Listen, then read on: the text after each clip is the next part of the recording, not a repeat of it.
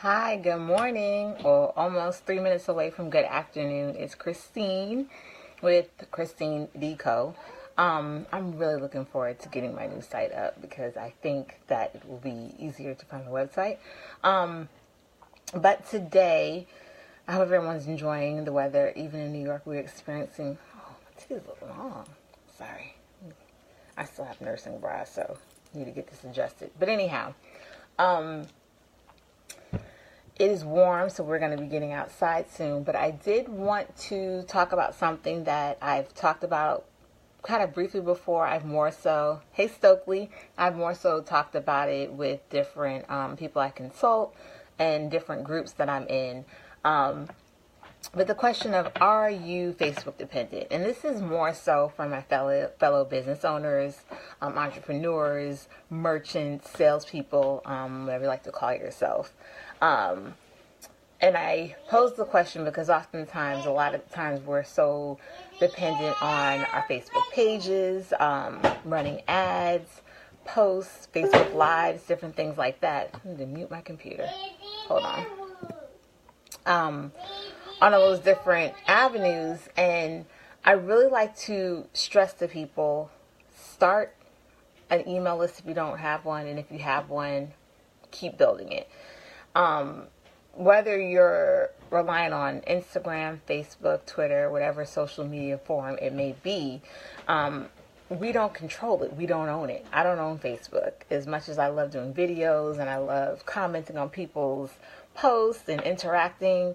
And Stokely, if you're still on here, let me know if you, see if you're on here. I'll see if I can add you. Guys, email. Looks like you're going to jump on. Yay.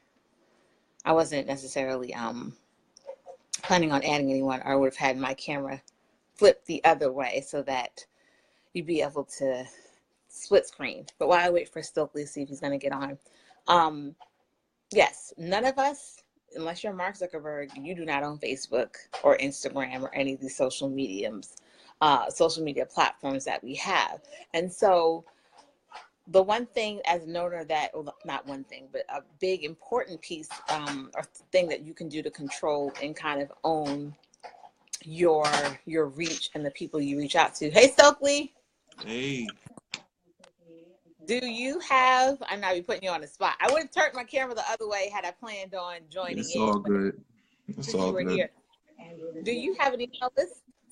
I do. I think you need to add me on it. You're not on my email list, are you? I am. I think so. I think I did the last time. Oh, I gotta check it. But yeah, I have an email list. I only got like 128 people, but Doesn't matter. It's an email list.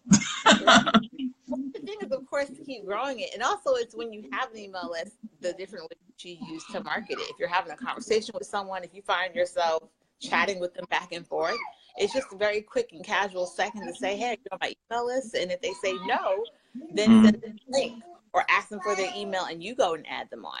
But Right. you want to constantly build that email list. Because like I said, we don't own Facebook, we don't own Instagram, we don't own Twitter. So if at Right. any whatever reason any of these outlets or media were to shut down, there would be a lot of people that would be jacked up. Even with Facebook when they changed their algorithm, right? Right. And Right. started making it harder for people to see videos like this, live videos. Right. Changing things about advertising with all those different options that people utilize, because we all know people are on social media. We don't control it, we don't own it, and they can change the rules at any time, right? Yeah, that's true. Like, I say it like this, and I think a lot of people might agree, but like Facebook is a fucking, oh, I'm sorry. Yeah, excuse me, my language, I'll 86 that, but Facebook is a drug, right? Most Yes. people most people get up in the morning, they check Facebook. Lunchtime, they check Facebook. While they working, they check Facebook. Before they go to sleep, they check Facebook. Like, I don't think people realize that Facebook is really the internet 2.0. You know what I'm saying? Like you go on Facebook, you check your brands, you check for other people, you check for celebrities, you check for for all of them. Yes. So like it's kind of hard not to depend on Facebook.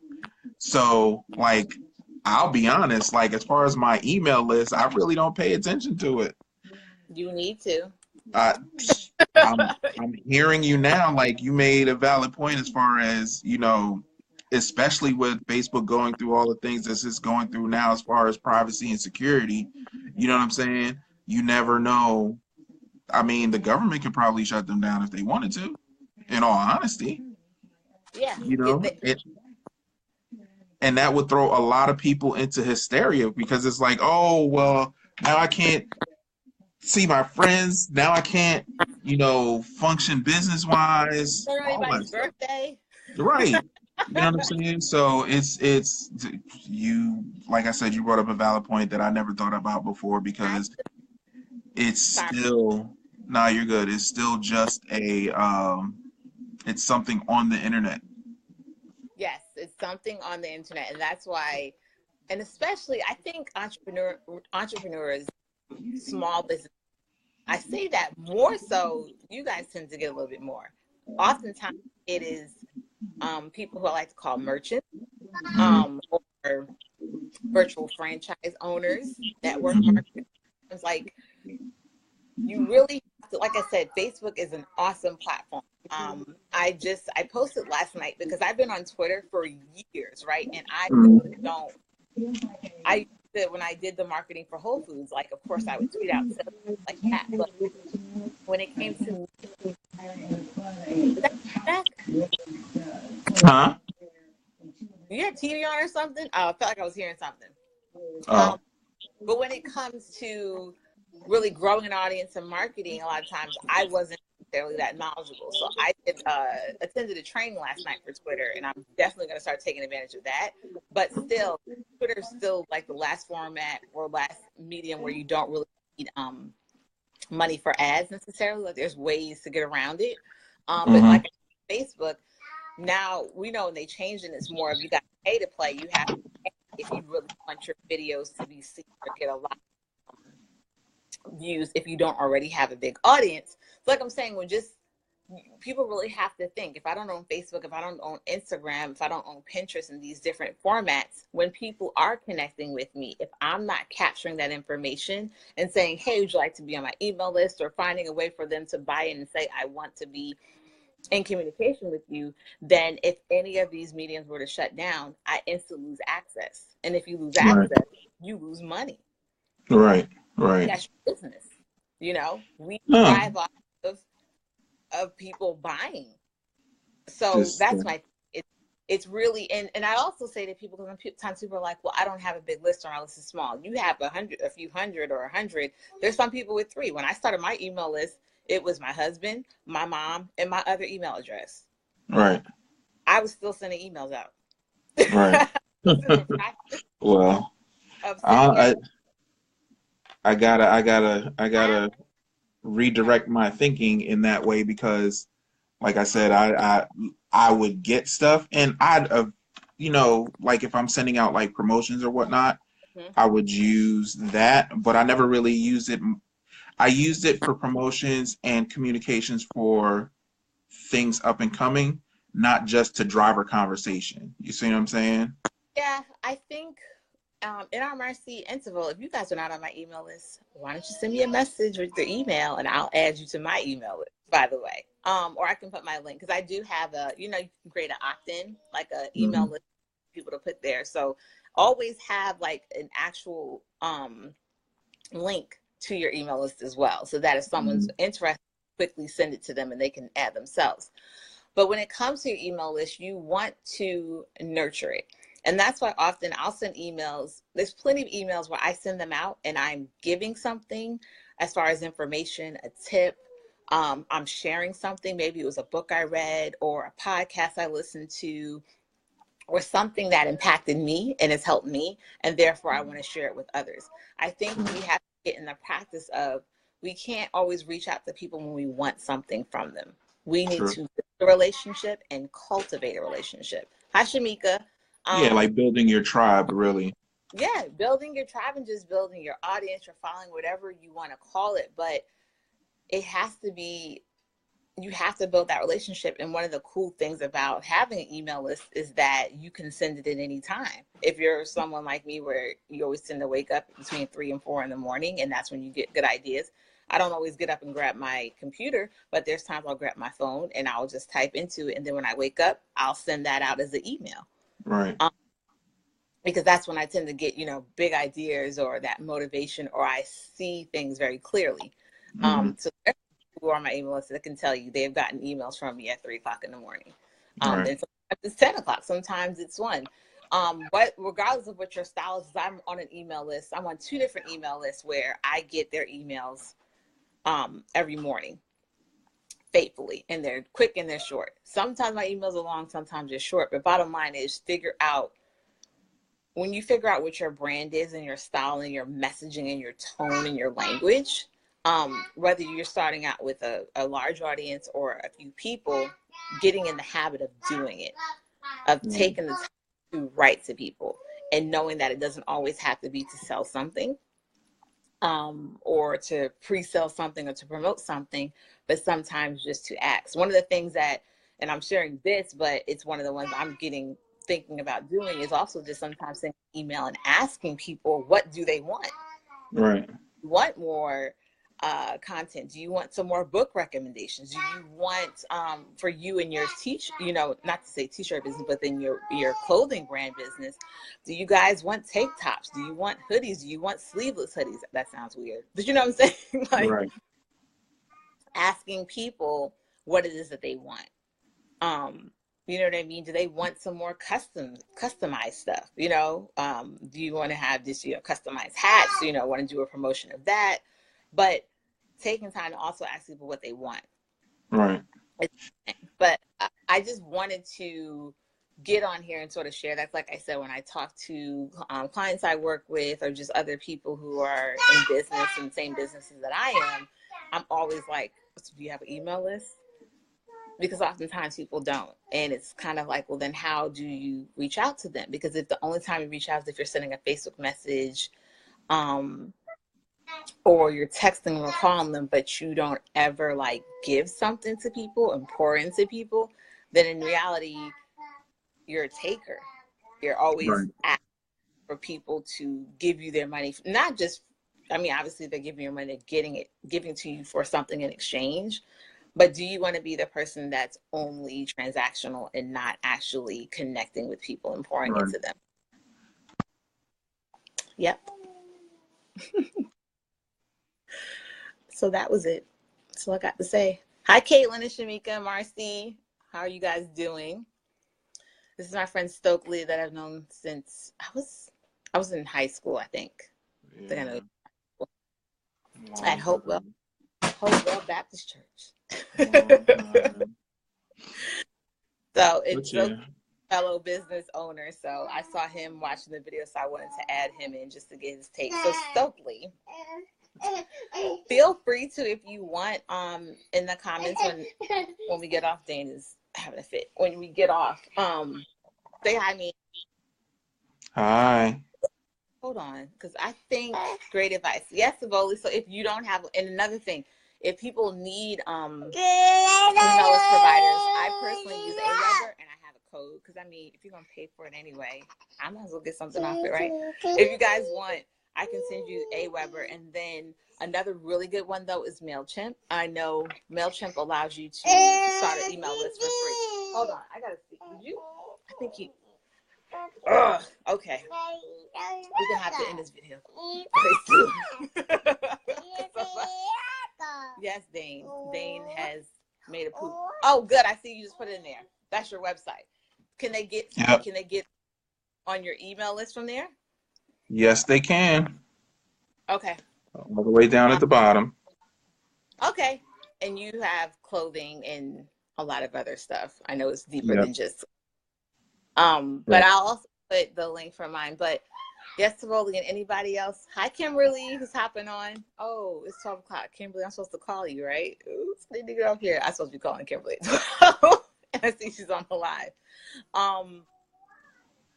Yes. Oh, Constant Contact and Hydronet. Constant Contact is another one. I used Constant Contact actually when I was doing email for the nonprofit that I used to work at. So I'm familiar with Constant Contact. I think they do some stuff for nonprofits, but now you have to be affiliated. It's like a big affiliation thing.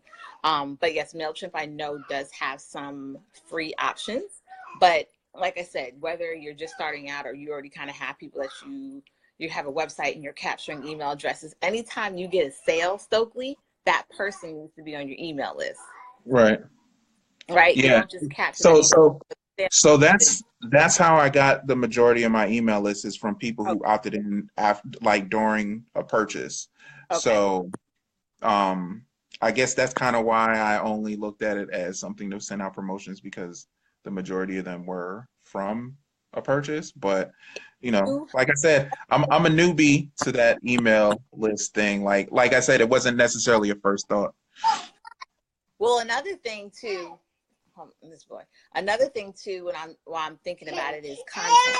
When you have content, just how TVs can have content and syndicate it across the different stations, do the same thing with your content. Oftentimes, if I go live, I might send it I might send an email to my list, giving them sort of a synopsis of what I talked about. All right, man. Hold on. Give them a synopsis of what I talked about. 1 second. He ain't having it. 1 second.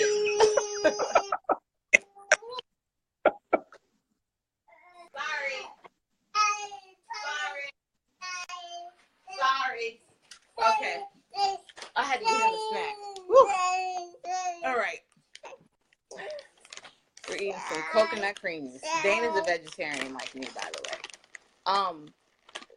When you have content, reuse it as much as possible. Anytime I do a Facebook Live, I will make sure to download it, and then I put it on my YouTube channel, right?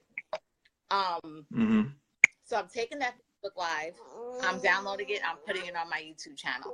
I'm also going to most likely write a little synopsis about what I talked about, because I always tell my group, if I did this video, believe me, I'm not about to sit there and type every word that I said. So if you want to catch it, here's the link. Go check out my video. Sometimes I send them to my Facebook link. Sometimes I send them to my YouTube channel. It just depends. But using that content, and then I'll do a blog post and put it on my website. So you see, one piece of content, and you use it in different. You put, you know what I'm saying? You're putting right, different more channels, presence on the internet. It's more right. So that's another thing for any marketers to totally understand. Because as soon as if Dane sees me go live or something on my computer, he's like, "Oh, let me go on your face, Mom. I got stuff to say." All right, put this down. Here, it's here, it's here. But yeah, when you do create content, and then if you're on Twitter, make a link to it, or use the blog post and tweet about it. Put the link out. Right. If it's interesting enough and you're on Pinterest, make a graphic for it. Get on Canva. Canva's free. Make a graphic for it. Have a link and put it on your Pinterest page. You see what I'm saying? So when you are sharing information or giving a tip or something of value, consider that content and take that content and put it as many places as possible. Make it as easy as possible for the people who are looking for whatever you sell to find you. Right. So I have a question, because I kind of came across it. Do you have like a Facebook group that you also use to build your email list? I have a Facebook that I just started, and I have not promoted it at all. I have a Facebook page. Like this post, I've already shared on my page while we've been talking. So I shared on my page, but I do want to start, and I had started with a page because my understanding is anytime you do want to have an ad, you need a page, not a group. So I have a page, but Right. I also kind of in this weird branding stage right now. My new brand that I'm working on, it's Table for Six, and that's a whole another story. There's 4 kids, family of 6. We all sit at the table. It's more family focused, so like life hacks, business hacks for parents who stay at home and run a business. So I'm realizing that's more of my interest, and so my focus is shifting there, because there's plenty of stay-at-home parents, and not just moms, but stay-at-home dads. Technically, that's you. You're at home. You run a business. Right. You homeschool your son. So, my focus is now more so shifting to really help other parents who want to have an income, also want to be at home with their kids. And so they have a business, whatever their business is, other ways to sort of market and increase their sales and their visibility. So I've been working on that a lot. That's kind of why I have been a little not present on Facebook Live. I was trying to take my time and focus on that. But and then the child modeling piece I'm putting in there as well. So I literally have a separate page that's going to focus on that for parents who are interested in the child modeling industry as well. So, right. I forgot your question. Do you also use? What's your question? I was asking, do you also have like a Facebook group? Yeah, so and that's what I was saying. So the Facebook group that I just created is for Table for Six. That's what it's focused around. Okay. So I'm gonna start marketing that so that you're just interested, and then I'll be sharing there. Now, will I be utilizing that to grow my email list? Yes, because I'm going to, of course, ask for parents to go ahead and sign up for my email list so that they can get contacted there. I can tell you I'm in a group. I'm in several, but I am in a stay-at-home mom. No, it's actually a breastfeeding group that I'm in, which I'm in several of those. And the question had come up about child modeling and getting, hi Brittany, and getting, how can people get their children in the industry? And since I already created the email list specifically for that, I did let them know that Dane is with an agency and he's signed, and it's definitely a whole interesting world. But I told people if they wanted to get on my email list so they can know when I'm finished with my ebook to fill it out. And in that one post, I had about 35 people in that day for my email list. So you see what I'm saying? A lot of groups don't want spamming, and spamming is annoying, so I get it. But when someone asks a question, it is okay to help people. And that's the thing. As much as possible, being assertive. You're in a group and someone asks about Black-owned brands, clothing brands, or things like that, and you can say, yeah, I actually own one. You know what I mean? That's a great time to say it. You can either say, send a message, and I'll send you the link to my site, or if the site's okay, the page group is okay with you doing that, then you drop the link. But as much as possible, not going after people, so to speak, to get the sale, but more so helping people when they have the need, answering the question when the question is asked, being of service. That's pretty much it. Well, I'm about to hop off because his diaper is stinky, and then we need to go outside anyway. All right, Dane. So,